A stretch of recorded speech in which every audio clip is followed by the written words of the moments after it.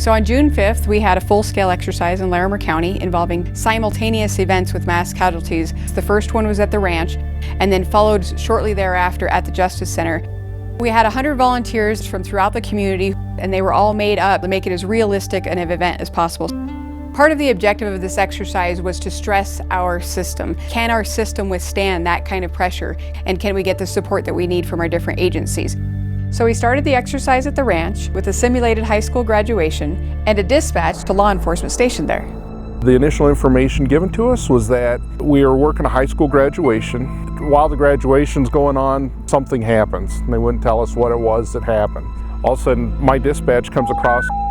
At 1023, entrance, multiple injuries. They tell me that they're getting multiple 911 phone calls. Person driving through the lot, running over people. Suspect had actually crashed the car in the parking lot. He made indications that he had a bomb in the back seat and he was going to blow the car up. And we had to start getting the folks moved out of the area. Shortly thereafter, at the Justice Center, we arranged a mock trial with protesters. We simulated a fire alarm going off in the building, followed by a car going through that crowd as well. To make the scenario realistic for the responders, we had all of the patients made up to have very realistic injuries like broken bones, and open head injuries, and severe bleeding. Over here! For the purpose of the simulation, we were notified that we were going to be dispatched to a fire alarm at the Justice Center. So once we arrived on scene, we noticed right away that there was multiple people out front that were injured. Police were arriving about the same time as we were. They need help, they need help. The first arriving officers became quickly aware that there was a suspect that was at large. The officers immediately needed to neutralize the threat to make sure no other people were at risk of him causing any more injury or death. You know, we cannot just jump in and just automatically go to work. We are no good to anybody if we get hurt as well. Due to the complexity of these two simulated events, an emergency operations center was set up to coordinate activities between both incident sites and our local hospitals. So as we are assessing the situation, Fort Collins PD notified us that there possibly was a bomb inside the vehicle. One of our highest priorities was getting everybody out of the hot zone and into an area of protection. I need you to leave the people that are hurt and go over here, okay? The suspect was barricaded in the car, a bomb in the back seat, and the guy had a thumb switch to detonate.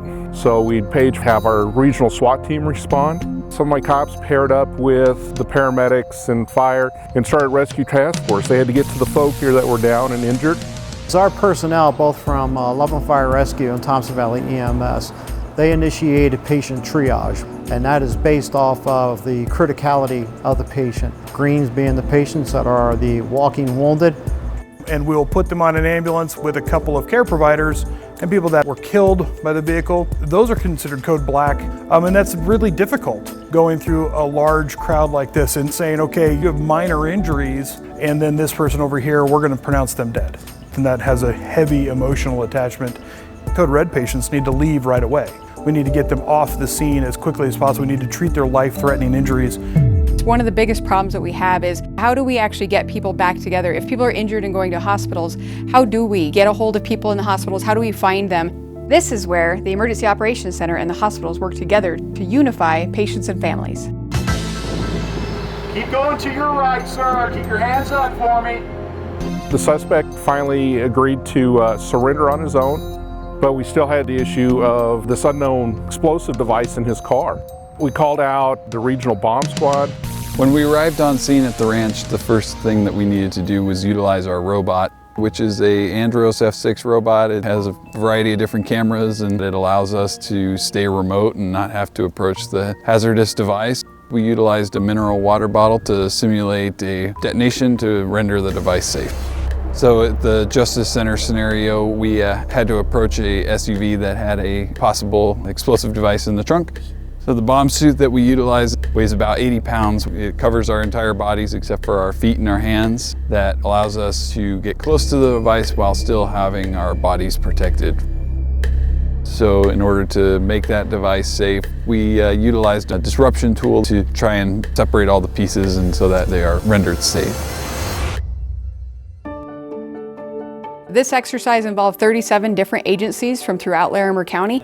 It was a great opportunity for us to unify and see what unity of command looks like between different organizations working together. All of us have that same goal of protecting and saving human life.